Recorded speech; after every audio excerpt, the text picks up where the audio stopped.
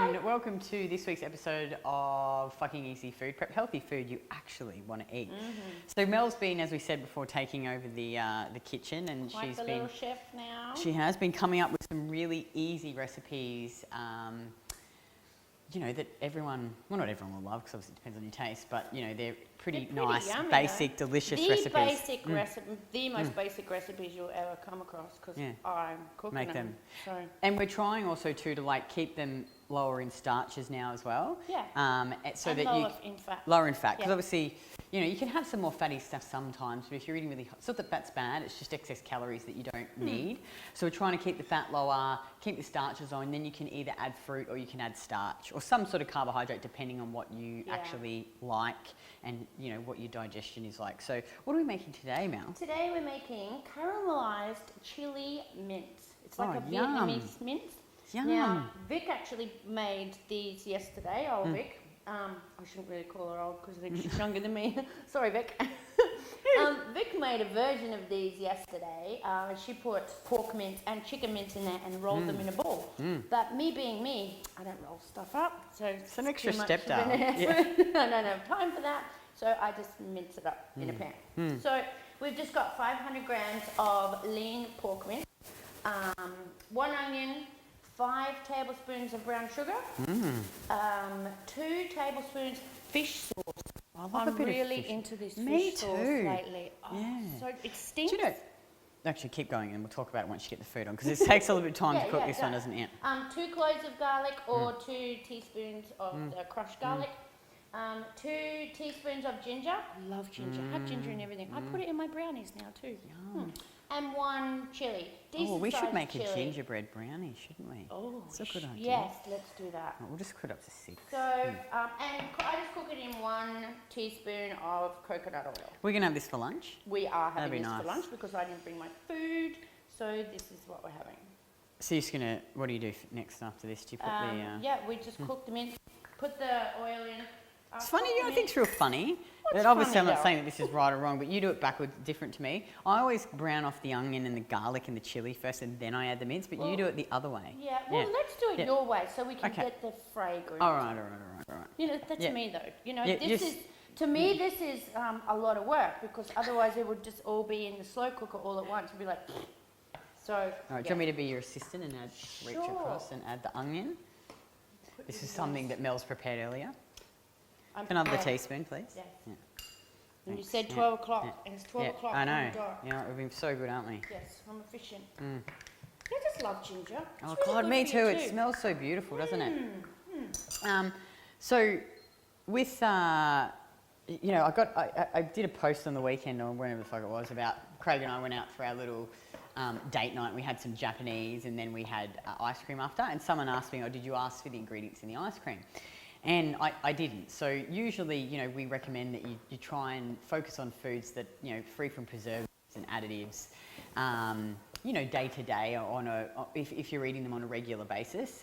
If you're just occasionally going out and, you know, you don't have, say if you have really terrible digestive issues, like Craig when he had the parasite after that, his digestion was just so super sensitive. So if he ate anything like that, it would really upset him and it would make him backed up. So, you know, obviously, if you've got severe issues and you're healing, then I would obviously stay clear of it. But, you know, if you're pretty good and your metabolism's good, the occasional, you know, food that's not so optimal is going to be okay. I think, you know, you can stress yourself out too much trying to be, it's not about being perfect. Yeah. It's about being, you know, pretty good most of the time. And then if you have the occasional ice cream that has a bit of shit in it or, you know, bloody sunflower oil or something, it's not gonna kill you. So we had this amazing, I didn't ask them the ingredients, but this, I just love rum and raisin ice cream. Oh, yeah. I think I'm gonna have to go get it on the weekend. Yeah, it's the best. There's a lot of, if you find little Italian gelato shops, a lot of those places just have the basic the ingredients. good ice cream. They won't have any preservatives or additives in them. I have one down the road from my house. Is it good? It is. Carmelo, his I'll name have is. to go. I'll have to He's go. Italian. Did you talk to him? And because I asked him the ingredients, and that's why I go there. So a lot of the if they're run by Italians usually, because they have the really good gelato with good ingredients. Yum. Well, when I come down, we'll have to go there for some gelato. Let's go for gelato. For a little gelato date. But yeah, I think it's not about, you know, being, been perfect. And, you know, there's time when we get women in Put the in the WinAtLife chili. program, we get them to track their food, because initially you need to do that. You know, you need to test and measure to find what works best for you. You need to, you know, get an understanding around food and what foods contain what, you know, protein, carbs and fat, so that then when you don't track anymore, you can make good choices and you can eat mindfully. And then, you know, like there'll be periods of time, like I talked about, did a live, you know, I hadn't been tracking my food, so I'll just go on and off with it. If something starts to go a bit pear-shaped, I'll track my food again so I can see what I'm eating. And just while we went on holidays, I was feeling quite tired, so I came back from holidays, put a day's food in, I was like, oh fuck, it's under 2,000 calories. And it was too much protein, like way too much protein, like 160 grams, not enough carbs. So I adjusted it, did myself a meal plan, ate that for a week, I was feeling heaps better. So it was just a good thing to, you know, it helped me pinpoint exactly where I was going wrong and why I was feeling tired. And because if you don't do that, then you're blind, you're going in blind. So I think, you know, that's why we get women to do it in the program, so we can help them identify, you know, potentially where they're going wrong with their food, or if they're not, if, you know, sometimes they don't eat enough protein, too much fat, not enough carbs. I find that most women, they don't eat enough protein when they don't track, and I'm the same, and I think it really goes overeat back protein, to, isn't it interesting? Yeah, I think it goes back to that mentality where carbs were really bad and we can't eat too many carbs, you know, we've got to eat all this protein, and it's like, well, when we eat too much protein, not enough carbs, then we start to feel like shit. It's like, oh, that's why we felt like shit for so long. Yeah, you know, totally. when we didn't eat carbs. Yeah, and I think too, like if you're, like I was always a real chronic dieter, so restriction, and maybe subconsciously I just am really cautious of when I'm not tracking the portion sizes. So I'm like in my head thinking, not that I'm purposely doing this, but you know, that it's that underlying old school mentality of I don't want to eat too much. So it's good to track just to make sure that I am getting adequate carbs in. So, you know, it's a really valuable tool, and you can go, and not, you won't track forever. Like we went away to Melbourne and, you know, I just ate and I was fine, and then I came back again and I sort of prepped some food and did myself up a little meal plan.